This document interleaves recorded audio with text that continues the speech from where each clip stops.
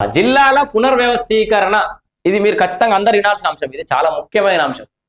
So Telangana రాష్ట్రానికి సంబంధించిన భౌతిక రూపురేఖలు మారేటటువంటి ప్రకటన ఇది. తెలంగాణ కొత్త రాష్ట్ర ప్రభుత్వం అయితే కీలకమైన ప్రకటన ఇది.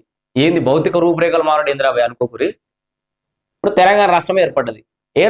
ఏర్పడంగానే కేసీఆర్ బాపు ఏం చేసిండు, రాష్ట్రంలో కొత్త జిల్లాలు ఏర్పాటు చేసిండు. సంతోషం. అంటే జిల్లాల ఏర్పాటు అందరం కూడా స్వాగతించడం. అయితే దాంట్లో కొన్ని జిల్లాలకేమో ప్రజల ఆకాంక్ష ఉంది, చాలా సంవత్సరాల నుంచి మాకు జిల్లా కేంద్రం కావాలని కొట్లాడినటువంటి జిల్లాలు చాలా ఉన్నాయి. ఎందుకంటే వాళ్ళకు గతంలో ఉన్న ఉమ్మడి జిల్లాల్లో దూరాభారం కావచ్చు, రకరకాల కారణాలు, ఈక్వేషన్స్, ట్రాన్స్పోర్టేషన్, రకరకాల ఈక్వేషన్స్ తోటి కొత్త జిల్లాలు కావాలని చాలా మంది కొట్లాడారు. మీకు అయితే ఈ తెలంగాణలో సో సిద్దిపేట లాంటిది మెదక్ ఇట్లుండే, మెదక్లో సిద్దిపేటకి ఇట్లుంటే గీడికి పోయి మెదక్ జిల్లా అంటే ఇదంతా మెదక్ జిల్లాలో ఉంటే సంగారెడ్డిలో హెడ్ క్వార్టర్స్. ఇట్లా సిద్దిపేట వాళ్ళు ప్రతిసారి 100-150 కిలోమీటర్లు పోయి సంగారెడ్డి హెడ్ క్వార్టర్స్ దగ్గర పని చేసుకొని రావాలి ప్రతిదానికి. సో అట్లాంటి వాళ్ళు సిద్దిపేట వాళ్ళు మాకు జిల్లా కావాలని చాలా ఏళ్ళ నుంచి కొట్లాడారు. అట్లా కొన్ని జిల్లాల ఏర్పాటు అనేది సజావున జరిగింది. అది ప్రజల ఆకాంక్ష మేరకే జరిగింది అనుకుందాం. కొన్ని జిల్లాలు అయితే ఇష్టం వచ్చాడు. సో కొత్తగా ఏర్పడిన తెలంగాణ రాష్ట్రంలో కేసీఆర్ బాబు ఎన్ని జిల్లాలు చేసిండు మీకు లెక్క తెలుసా? ఇగో 33.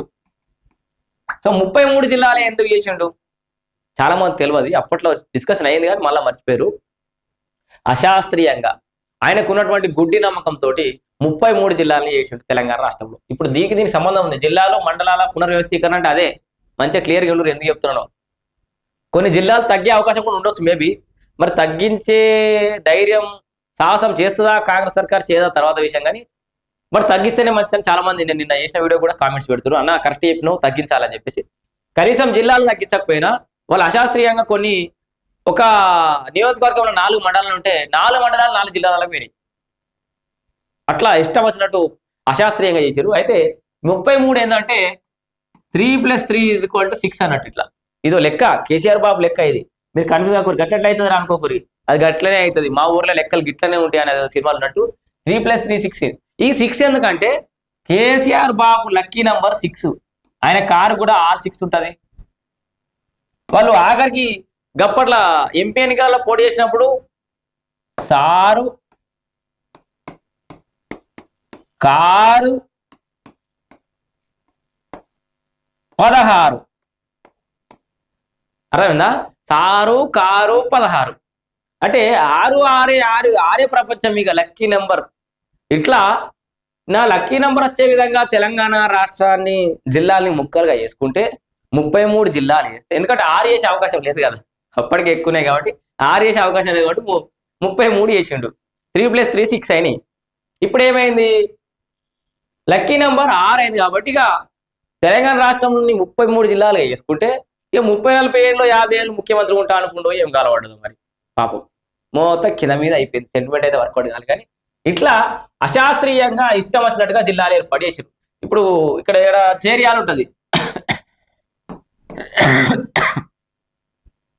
చేర్యాలలో జనగామ సిద్దిపేట జిల్లానేనా? సిద్దిపేట జిల్లా జనగామ నియోజకవర్గం ఉంటుంది. సిపిఓ ఏసీపీ డిపార్ట్మెంట్ కావాలంటే ఇటు రావాలి, రెవెన్యూ కావాలంటే అటు పోవాలి. రెవెన్యూ డివిజన్ ఓ దిక్కు, ఏంది లా అండ్ ఆర్డర్ ఓ దిక్కు, హెల్త్ ఓ దిక్కు. రెవెన్యూ డివిజన్ కాదే కదా అది. ఇట్లా హుస్నాబాద్ వాళ్ళు కూడా ఉన్నారు చాలా మంది. హుస్నాబాద్ను కూడా మన పొన్నం ప్రభాకర్ గారి కాన్స్టిట్యున్సీ. హుస్నాబాద్ సిద్దిపేట జిల్లాలో కలిపిండు హరీష్ రావు గారు. లేదు మేము పాత కరీంనగర్లో కలుపురని లొల్లి పెడుతున్నారు వాళ్ళంతా. ఎందుకంటే అప్పుడు లొల్లి పెట్టే అవకాశం లేదు కదా, అంతా వాళ్ళదే కల్పిస్తాను. ఈడ వీళ్ళు చేర్యాలలో నిన్న ఒక వీడియో చేసి నేను చూసిన. చేర్యాల వాస్తవ వీళ్ళు ఏమంటారు అంటే, చేర్యాలు సిద్దిపేట కలిపిన హరీష్ రావు అంటారు. కాదా మరి? కొమరవెల్లి దేవస్థానం అనేది సిద్దిపేట జిల్లాలో ఉండాలని ఇట్లా తింపిండు. ఎక్కడ ఉంటుంది? మన దేవుడు, తెలంగాణకు సంబంధించిన దేవుడే కదా. ఇంకా నయ్యం భద్రాచలం కూడా సిద్దిపేట జిల్లాలో కలపాలని మన అప్పట్లో కదా నిజాం సంస్థానం ఆడింత ఎట్లుండనో గట్లా భద్రాద్రి రామాలయం మా దగ్గర ఉన్నాయి, యాదాద్రి మా సిద్దిపేట జిల్లాలో ఉండడం ఇంకా. సో ఇట్లా అశాస్త్రీయంగా ఇష్టం వచ్చినట్టుగా వాళ్ళ లక్కీ నెంబర్ల కోసం కొట్లాడిన వాళ్ళకు ఒక తీరుగా డిమాండ్ మాకు ఈ మండలాలు కలిసి వస్తాయి ఇవి కలుపు సార్ అంటే కలిపి పడేసారు. అట్లా ఏర్పాటు చేశారు కాబట్టి ఇప్పుడు అవన్నీ కూడా ఒక్కసారి రివ్యూ చేసే అవకాశం ఉంది. రివ్యూ చేస్తామని అయితే రాష్ట్ర ప్రభుత్వం చెప్తుంది. జిల్లాలు మండలాల పునర్వ్యవస్థీకరణ, రెవెన్యూ డివిజన్ల సైతం త్వరలో నిర్ణయం. గతంలో అశాస్త్రీయంగా ఏర్పాటు ఒక అసెంబ్లీ సెగ్మెంట్ పరిధిలో 4-5 జిల్లాలు. ఒక్క అసెంబ్లీ 4-5 జిల్లాలలో ఉన్నది వాస్తవమే. మరి అది వాటిని శాస్త్రీయంగా ఏర్పాటు చేయాల్సిన అవసరం ఉంది. సీఎంతో కేబినెట్ లో చర్చిస్తాం, అసెంబ్లీలోనూ చర్చించి ఫైనల్ డెసిషన్. అసెంబ్లీలో రెవెన్యూ శాఖ మంత్రి పొంగులేటి శ్రీనివాసరెడ్డి అయితే కీలక నిర్ణయం అయితే తీసుకున్నట్టుగా ప్రకటించిండు. ముఖ్యమంత్రి కూర్చుని మళ్ళా కూడా చేస్తా ఉన్నారు. ఇది తొందరగా చేయాల్సింది. ఎందుకంటే ఒక నియోజకవర్గం ఉన్నాడు, అదే నియోజకవర్గం, అదే జిల్లా, అదే మండలం, అక్కడనే రెవెన్యూ డివిజన్ దగ్గరలోనే. ఆ జిల్లాలనే అన్ని ఉంటే ఒక క్లారిటీ ఉంటుంది. ఏదైనా అప్లికేషన్ నింపేటప్పుడు కూడా పోరాళ్ళకి చదువుకునే వాళ్ళు కూడా ఏం అప్లికేషన్ నింపేటప్పుడు మీ రెవెన్యూ డివిజన్ ఏదంటే ఓటు రాయాలి, నియోజకవర్గం ఏదంటే ఒకటి. నియోజకవర్గం వేడు అడగారు కదా జనరల్ గా. మరి ఏమైనా తోవంటే ఎవరికి హైదరాబాద్ పోతే మీరు ఏ నియోజకవర్గం అంటే వాడు ఏం చెప్పాలి? నియోజకవర్గం ఏ జిల్లాలో ఉందంటే ఇదో జిల్లాలో. మీ మండలం ఏంటి ఉందిరా, ఈ జిల్లాలో ఉంది. ఏమైనా పంచాయతీ పోలీస్ స్టేషన్కి ఎడిపోతారా గడురుతా గట్లుండే అన్నట్టు. సో ఇది జిల్లాలు మండలాల పునర్వ్యవస్థీకరణకు సంబంధించిన అంశం.